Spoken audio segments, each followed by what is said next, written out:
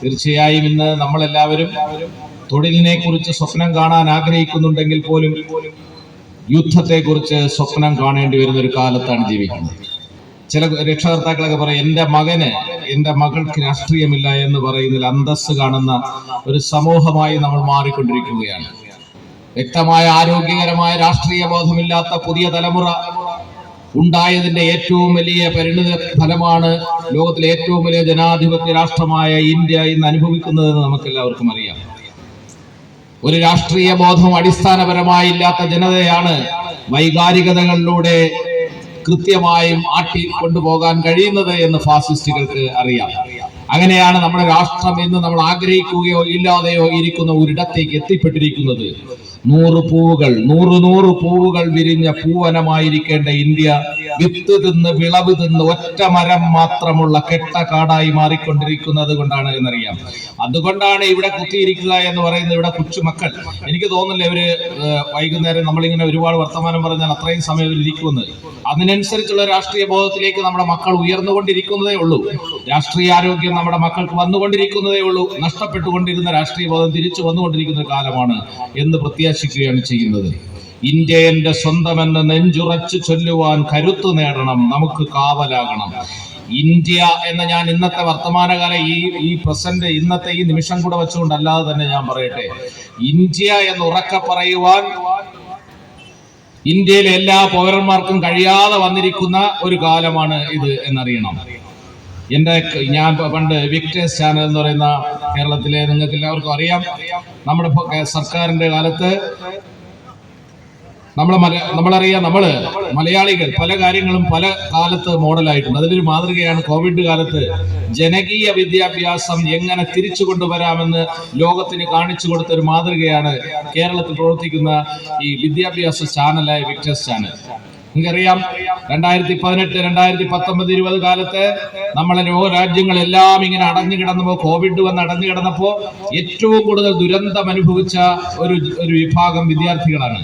കാരണം മറ്റുള്ള ഫാക്ടറികളൊക്കെ ഇടയ്ക്കിടയ്ക്ക് തുറക്കുകയും അടയ്ക്കുകയൊക്കെ ചെയ്തുകൊണ്ടിരുന്നു. പക്ഷേ വിദ്യാലയങ്ങൾ, വിദ്യാഭ്യാസ സ്ഥാപനങ്ങൾ അടഞ്ഞു തന്നെ കിടന്നു. ആ കാലത്ത് നമ്മുടെ കുഞ്ഞുങ്ങൾക്ക് എങ്ങനെ വിദ്യാഭ്യാസം കൊടുക്കാമെന്ന ചിന്ത ലോകം മുഴുവൻ സംഭവിച്ചുകൊണ്ടിരിക്കുമ്പോൾ കേരളം മുന്നോട്ട് വെച്ചൊരു മോഡലാണ് വീട്ടിലിരിക്കുന്ന ചെറിയ ടിവിയിലൂടെ വിദ്യാഭ്യാസത്തെ തിരിച്ചു പിടിക്കാമെന്ന മോഡൽ. അത് കാണിച്ചു കൊടുത്ത സ്ഥാപനമാണ് versatile ICT enabled resource for students അഥവാ വിക്ടേഴ്സ് എന്ന് പറയുന്ന കേരള സർക്കാർ ഇടതുപക്ഷ ഗവൺമെന്റ് കൊണ്ടുവന്ന വിദ്യാഭ്യാസ സ്ഥാപനം. ആ വിദ്യാഭ്യാസ ചാനലിൽ പ്രവർത്തിച്ചുകൊണ്ടിരിക്കുന്ന ഒരു കാലത്ത് ഒരു ദിവസം എൻ്റെ സഹപ്രവർത്തകയായ ഒരു സുഹൃത്ത് രാവിലെ ഒപ്പിടാൻ വന്ന് നിൽക്കുമ്പോൾ എന്നോടൊരു കാര്യം പറഞ്ഞു, മാഷ്, ഞാൻ എൻ്റെ 2 മക്കളെയും ഫ്രാൻസിൽ പൗരത്വം എടുപ്പിക്കാനുള്ള എല്ലാ ശ്രമവും നടത്തിയിരിക്കുകയാണ്. അത് നടക്കും, അങ്ങനെ തീരുമാനിച്ചു ഞാൻ. അവർ പാരീസിലാണിപ്പോൾ. അവർ ഇനി ഇന്ത്യയിലേക്ക് വരാൻ ഞാൻ ആഗ്രഹിക്കുന്നില്ല, എനിക്ക് ഭയങ്കര പേടിയാണ് എന്ന്. അതുകൊണ്ട് ഞാൻ എൻ്റെ മക്കളെ ഫ്രാൻസിന്റെ പൗരത്വത്തിന് വേണ്ടി ശ്രമിച്ച് എങ്ങനെയെങ്കിലും അവിടെ പൗരന്മാരാക്കി അവളെയും അവരെ മക്കളെയും എല്ലാം അവിടെ താമസിപ്പിച്ച് ജീവിക്കാൻ ആഗ്രഹിക്കുന്നു. എനിക്ക് ഇനി ഒരിക്കലും എൻ്റെ മക്കൾ നാട്ടിൽ വരാൻ, ഇന്ത്യയിൽ വരാൻ ഞാൻ ആഗ്രഹിക്കുന്നില്ല, എനിക്ക് പേടിയാണ്. കാരണം അവരുടെ പേരുകളാണ് എന്ന്. അതാണ് ഞാൻ പറഞ്ഞത്, ഇന്ത്യ എന്റെ സ്വന്തമെന്നു നെഞ്ചുറച്ചു ചൊല്ലുവാൻ കരുത്തു നേടണം, നമുക്ക് കാവലാകണം. സ്വന്തം രാജ്യത്തിൽ ഇത് എന്റെ നാടാണ് എന്ന് പറയാൻ പേടിക്കുന്ന ഒരു പൗര സമൂഹം ഉണ്ടായിക്കൊണ്ടിരിക്കുന്ന ഒരു കാലത്ത് വികാരങ്ങളെ കൊണ്ട് ഭരണകൂടങ്ങളെ നിലനിർത്താൻ കഴിയും. ജനാധിപത്യ ബോധമില്ലാത്ത ഒരു സമൂഹം ഉണ്ടായിക്കഴിഞ്ഞാൽ വൈകാരികതകളെ കൊണ്ട് ഫാസിസത്തിന് ഏത് ഭരണകൂട സംവിധാനങ്ങളെയും പ്രയോജനപ്പെടുത്താൻ കഴിയും. അത് ഏകാധിപത്യ സംവിധാനം തന്നെ വേണമെന്നില്ല. ജനാധിപത്യ സംവിധാനങ്ങളെ ഫാസിസ്റ്റ് സംവിധാനങ്ങളാക്കി മാറ്റുവാൻ കഴിയും. അതിനാവശ്യമായ പരിസരം ഉണ്ടാക്കാൻ കഴിയും. അങ്ങനെയാണ് 100 വർണ്ണമുള്ള 100 പൂവുകൾ നിറഞ്ഞ പൂവനമാണിന്ത്യ എന്ന നേര് ചൂണ്ടണം. ഈ വനം, ഈ മനോഹരമായ ഒരു പുഷ്പവനം എങ്ങനെയാണ് പലതരത്തിലുള്ള പൂക്കൾ നിറഞ്ഞേക്കുമ്പോഴാണ് അത് കാണാൻ സൗന്ദര്യം ഉണ്ടാകുന്നത്. എന്നാൽ ഇന്ത്യ എങ്ങോട്ടാണ് പോകുന്നത് നിങ്ങൾ നോക്കൂ.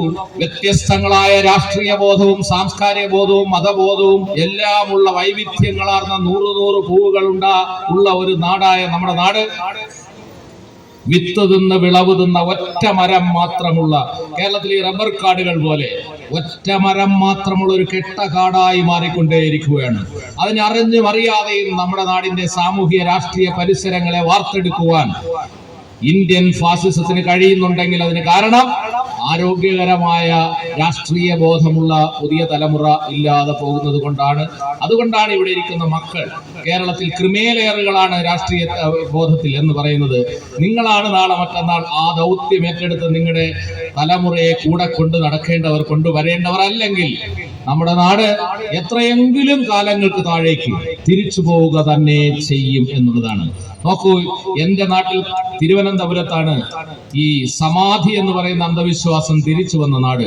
ഈ തിരുവനന്തപുരത്തിന്റെ പ്രത്യേകത എന്താണ്? തിരുവനന്തപുരത്താണ് ഈ കേരളത്തിന്റെ നവോത്ഥാനത്തിന്റെ പിതാവ് ശ്രീനാരായണ ഗുരുദേവൻ ജനിച്ച് മരിച്ച് ജീവിച്ച് മരിച്ചത് തിരുവനന്തപുരത്താണ്.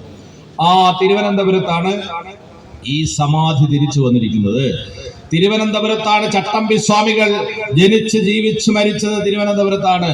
തിരുവനന്തപുരത്താണ് മഹാത്മാ അയ്യങ്കാളി ജനിച്ച് ജീവിച്ച് ഞങ്ങളുടെ മക്കൾക്ക് വിദ്യാഭ്യാസമില്ലെങ്കിൽ അറിവ് തന്നില്ലെങ്കിൽ നിങ്ങളുടെ കൃഷിയിടങ്ങളിൽ കൊയ്യില്ല എന്ന് പറഞ്ഞ മഹാനായ അയ്യങ്കാളി ജനിച്ച് വളർന്ന വെങ്ങാനൂർ, തിരുവനന്തപുരം, അതിന് തൊട്ടടുത്ത് 3 കിലോമീറ്റർ അപ്പുറത്തുള്ള ബാലരാമപുരത്താണ് നമ്മുടെ മനുഷ്യനെ പച്ചയ്ക്ക് കുത്തിയിരുത്തി പച്ചയോടെ സംസ്കരിക്കുന്ന അന്ധവിശ്വാസം തിരിച്ചു വന്നിരിക്കുന്നു. ഇതൊക്കെ വരാൻ പറ്റുന്ന വളക്കൂറുള്ള ഒരു മണ്ണായി നമ്മുടെ കേരളവും ഇങ്ങനെ പതുക്കെ പതുക്കെ മാറുന്നതിന്റെ പിന്നിൽ അരാഷ്ട്രീയ തെമ്മാടിക്കൂട്ടങ്ങളായി യുവാക്കൾ കവലകളിൽ കൂടിക്കൊണ്ടിരിക്കുന്നതിന്റെ ഭാഗമായിട്ടാണ്. അങ്ങനെയാണ് ഈ ലഹരിയെ കുറിച്ചല്ല നമ്മളിപ്പോ അമിതമായി സംസാരിക്കേണ്ടി വരുന്നത്.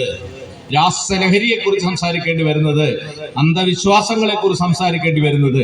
ഈ അന്ധവിശ്വാസങ്ങളെ കുറിച്ച് പറയുമ്പോൾ തിരുവനന്തപുരത്തെ കുറിച്ച് ഞാൻ പറഞ്ഞില്ലേ, എന്റെ നെയ്യാറിൽ നിന്നാണ് ഒരു ചെറിയ കല്ലെടുത്ത് ശ്രീനാരായണ ഗുരുദേവൻ ഒരു ക്ഷേത്രം ഉണ്ടാക്കിയിട്ട് പറഞ്ഞു, ഇത് ആർക്ക് വേണമോ പൂജിക്കാൻ പറ്റുന്ന ആരുടെയും ദൈവമാണ് ഈ ഇരിക്കുന്ന കല്ല് എന്ന് പറഞ്ഞത് തിരുവനന്തപുരത്താണ്. അവിടെയാണ് ഈ സാധനം തിരിച്ചു വന്നു. ഇതിനു മുമ്പ് 4 വർഷത്തിന് മുമ്പ് തിരുവനന്തപുരത്ത് ഒരു പുതിയ അന്ധവിശ്വാസം തിരിച്ചു വന്നു. ആരും അത്രയ്ക്ക് അറിഞ്ഞിട്ടില്ല. അതെന്റെ കാട്ടാക്കടയ്ക്ക് അടുത്താണ്. കാട്ടാക്കടയ്ക്കടുത്ത് വിതുര എന്നൊരു സ്ഥലമുണ്ട്, നെടുമങ്ങാടിനടുത്താണ്. ഈ വിതുരയിൽ ഒരു അന്ധവിശ്വാസം തിരിച്ചു വന്നു. ഒരു വലിയ പ്രശ്നം ഉണ്ടായെങ്കിലും AISF പോലുള്ള AIYF പോലുള്ള DYFA പോലുള്ള ചെറുപ്പക്കാർ ശക്തമായി പ്രതിരോധിച്ചുകൊണ്ട് അത് വലിയ കാര്യമായി കേരളത്തിൽ അറിയപ്പെട്ടില്ല. എന്താണെന്ന് അറിയുമോ അവിടെ വന്ന സംഭവം? അവിടെ നടന്ന ഒരു സാംസ്കാരിക സമ്മേളനത്തിൽ, അതിനെതിരെയുള്ള സമ്മേളനത്തിൽ പങ്കെടുക്കേണ്ടി വന്നു എനിക്ക്. അതൊരു ദൗർഭാഗ്യമായി ഞാൻ കാണുന്നത്. എന്താണ് ആ അന്ധവിശ്വാസം എന്നറിയാമോ? ഈ വിതുരയിൽ ഒരു കാളി ക്ഷേത്രമുണ്ട്. ഈ കാളി ക്ഷേത്രത്തിൽ വർഷങ്ങളായി നിഷ്കളങ്കമായി ആദിവാസി സഹോദരങ്ങളും നാട്ടുകാരും എല്ലാം ഈ കാളി ക്ഷേത്രത്തിൽ വന്ന് പൂജിച്ചു പോകുന്നുണ്ട്. അവിടെ ഒരു പുതിയ കമ്മിറ്റി വന്നു, ഒരു സ്വാമിയുടെ നേതൃത്വത്തില് ഒരു പുതിയ ഉത്സവ കമ്മിറ്റി വന്നു, ഒരു ട്രസ്റ്റ് വന്നു. അവർ പുതിയ ആചാരം ആ ക്ഷേത്രത്തിൽ കൊണ്ടുവരാൻ തീരുമാനിച്ചു. എന്താണ് ആചാരം എന്നറിയാമോ? ഇത് നടക്കുന്നത് 2018 പ്രിയപ്പെട്ടവരെ. എന്താണ് ആചാരം എന്നറിയാമോ? ഈ കാളി ക്ഷേത്രത്തിലെ ഉത്സവത്തിന്റെ പ്രധാന ഉത്സവ ദിവസം കാളി വിഗ്രഹത്തിലേക്ക് മനുഷ്യരക്തം അഭിഷേകം ചെയ്യുന്ന ആചാരം തിരിച്ചു കൊണ്ടുവരാൻ തീരുമാനിച്ചു. എന്റെ തിരുവനന്തപുരത്ത് കാട്ടാക്കടയ്ക്കടുത്ത് വിതുരയിൽ കാളി വിഗ്രഹത്തിലേക്ക് മനുഷ്യരക്തം അഭിഷേകം ചെയ്യുന്ന ആചാരം തിരിച്ചു വന്നു. അതിനെതിരെയുള്ള പ്രതിഷേധ യോഗത്തിൽ പങ്കെടുക്കാനുള്ള ദൗർഭാഗ്യമാണ് എനിക്കുണ്ടായതെന്നാണ് ഞാൻ പറഞ്ഞത്. അപ്പൊ നിങ്ങൾ ആലോചിക്കും, എങ്ങനെയാണ് മനുഷ്യരക്തം ഈ 2020 അല്ലെങ്കിൽ 21ാം നൂറ്റാണ്ടിൽ എങ്ങനെയാണ് മനുഷ്യരക്തം കിട്ടുക? കാളി വിഗ്രഹത്തിലേക്ക് എങ്ങനെ മനുഷ്യരക്തം അവർ കണ്ടെത്തും? എങ്ങനെ? പണ്ടാണെങ്കിൽ നരബലി ഉണ്ടായിരുന്നു, നമുക്ക് എല്ലാവർക്കും അറിയാം അല്ലേ? നമ്മുടെ നാട്ടിൽ, എന്റെ നാട്ടിൽ ഞാൻ കണ്ടിട്ടുണ്ട് മൃഗബലി. ഞാൻ കുഞ്ഞായിരിക്കും കണ്ടിട്ടുണ്ട് വലിയ പോത്തുകളെ, വലിയ ചില മാടൻ ക്ഷേത്രങ്ങളിൽ. ഞാൻ എന്റെ വീടിന് തൊട്ടടുത്ത ക്ഷേത്രം, ആ ക്ഷേത്രത്തിൽ ഇങ്ങനെ വലിയ പോത്തുകളെ നിർത്തിയിട്ട് ഇങ്ങനെ ഒരാൾ അനുഗ്രഹിച്ചു തുള്ളി വന്നതിനെ വെട്ടി ഇങ്ങനെ 2 കഷ്ണമാക്കി അതിനെടുത്ത് തോളിലൊക്കെ ഇട്ട് പോകുന്നത് ഞാൻ കുഞ്ഞാരി കണ്ടിട്ടുണ്ട്. അത് പതുക്കെ മാറി ആടിനെ വെട്ടലായി, അത് കുറെ കാലം കഴിഞ്ഞ് കോഴിയെ വെട്ടലായി, അത് കഴിഞ്ഞ് അതും കഴിയില്ല എന്ന് കഴിഞ്ഞപ്പോൾ അത് മതിയാക്കി. അപ്പൊ അതിന് തൊട്ടു മുമ്പ് ഞാൻ ജനിക്കുന്നതിന് മുമ്പ്, നിങ്ങൾ ജനിക്കുന്നതിനൊക്കെ മുമ്പ് നമ്മുടെ നാട്ടിൽ മൃഗബലി ഉണ്ടായിരുന്നു, അല്ല നരബലി ഉണ്ടായിരുന്നു. ഈ നരബലി ഏകദേശം കണ്ടിട്ടുണ്ട്. അതിന്റെ ഒരു ചെറിയ സാധനം കണ്ടിട്ടുണ്ട്. അതായത് ഞാൻ കുഞ്ഞായിരിക്കുമ്പോൾ കാണുന്നത് ഈ ക്ഷേത്രത്തിലെ ഈ കാളയെ ഇങ്ങനെ വെട്ടിയിട്ട് കാളയെ ഇങ്ങനെ കിടന്ന് ചാടുമ്പോൾ ഈ നല്ല ബലിഷ്ഠകായന്മാരായ ആളുകൾ എടുത്ത് ഇങ്ങനെ ബഹളം വെച്ച് പോയിട്ട് അതിന്റെ രക്തം ഇങ്ങനെ ഓരോടത്തും കൊണ്ട് ഇങ്ങനെ കാണിച്ചിട്ട് അവസാനം അതിനെ കളഞ്ഞിട്ട് അയാൾ തന്നെ സ്വന്തം കൈ ഇങ്ങനെ വെട്ടും. ഇങ്ങനെ വെട്ടിയിട്ട് ഈ രക്തം ഇങ്ങനെ ഓരോ ഇടത്തും കൊണ്ട് തേടും. അത് അന്ന് നടന്ന നരബലിയുടെ ആ അവശിഷ്ടമാണത്. അപ്പൊ ആ തരത്തിലുള്ള അന്ധമായ ബോധങ്ങളിൽ നിന്നാണ് നമ്മളെല്ലാം ഉണർന്നിരുന്നത് കൊണ്ട്, ചില പൂർവ്വസൂരികളായ പിതാമഹന്മാരുണ്ടായത് കൊണ്ട്, ചില ഗംഭീരമായ രാഷ്ട്രീയ മുന്നേറ്റങ്ങൾ ഉണ്ടായിട്ടുണ്ട് നമ്മൾ ഇന്ന് കാണുന്ന ദൈവത്തിന്റെ സ്വന്തം നാടായി മാറിയത്. അവിടേക്കാണ് കാളി വിഗ്രഹത്തിലേക്ക് മനുഷ്യരക്തം അഭിഷേകം ചെയ്യുന്ന അന്ധവിശ്വാസം എന്റെ കാട്ടാക്കടയ്ക്കടുത്ത് വിതിരയിൽ വന്നത്. അപ്പൊ ഞാൻ ചോദിക്കട്ടെ, അപ്പൊ ഈ രക്തം എങ്ങനെ കിട്ടും? അതിന് അവരൊരു പുതിയ തന്ത്രം കണ്ടുപിടിച്ചു. എന്താണെന്നറിയോ? നിങ്ങൾക്കാർക്ക് വേണോ ആ ക്ഷേത്രത്തിൽ നിങ്ങളുടെ രക്തം കാണിക്കയായി, നേർച്ചയായി നൽകാം എന്നുള്ളത്. അപ്പൊ നിങ്ങളുടെ ആഗ്രഹത്തിനനുസരിച്ച് നിങ്ങൾക്ക് രക്തം കൊടുക്കാം. നിങ്ങൾക്ക് ചെറിയൊരു ആഗ്രഹമാണെങ്കിൽ നിങ്ങൾക്ക് 100 മില്ലി രക്തം കൊടുക്കാം. അവരുടനെ ഒരു 100 മില്ലിയുള്ള ഒരു കുപ്പിയിൽ നിങ്ങളുടെ പേരും നാളും ഒക്കെ എഴുതി വെച്ചിട്ട് നിങ്ങളുടെ 100 മില്ലി രക്തം എടുത്ത് അതിൽ ഇഞ്ചെക്ട് ചെയ്ത് വെച്ചേക്കും. നിങ്ങളുടെ ആഗ്രഹവും അത്യാർത്തിയും കൂടുന്നതിനനുസരിച്ച് നിങ്ങൾക്ക് എത്ര വേണോ രക്തം കൊടുക്കാം. 1/2 ലിറ്റർ രക്തം കൊടുക്കാം. വലിയ അത്യാർത്തി ഉണ്ടെങ്കിൽ നിങ്ങൾക്ക് 1 ലിറ്റർ രക്തം കൊടുക്കാം. അപ്പുറത്ത് വീട്ടുകാരൻ നശിച്ചു പോകണമെന്ന് തോന്നിയാൽ നിങ്ങൾക്ക് വേണമെങ്കിൽ 2 ലിറ്റർ രക്തം കൊടുക്കാം. അതിനനുസരിച്ചുള്ള കുപ്പികളിൽ ഇങ്ങനെ എടുത്ത് അവർ ശേഖരിച്ചു വെക്കും. ആ ദിവസമാകുമ്പോൾ ഇതെല്ലാം കൂടെ ഒരു ബക്കറ്റിൽ ഒഴിച്ച് കാളി വിഗ്രഹത്തിലേക്ക്. എങ്ങനെയുണ്ട് നമ്മുടെ നാട്?